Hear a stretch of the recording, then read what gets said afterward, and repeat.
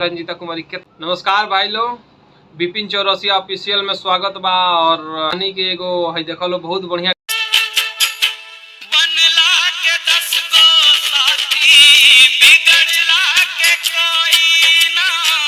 Video बा जौन की बहुत आदमी देख चुकल बाड़न। और ये वीडियो के हमू डलले रहनी है, बहुत बढ़िया।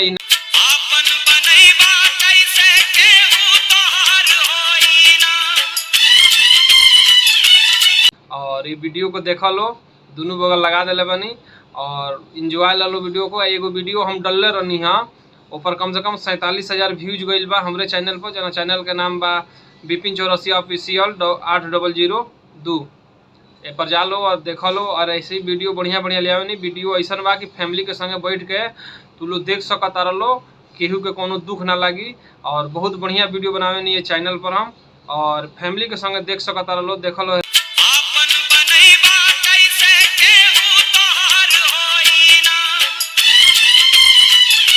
पहले बड़ी ये वीडियो में मतलब मजा आ गई बा देख के भाई लोग, और इंजॉय लेते रह लो। और चैनल पर पहली बार बढ़ा लो तो चैनल के सब्सक्राइब कर लो, आ वीडियो को लाइक कर लो, और ज़्यादा से ज़्यादा अपने दोस्तों में शेयर कर लो। जब तक खातिर नमस्कार।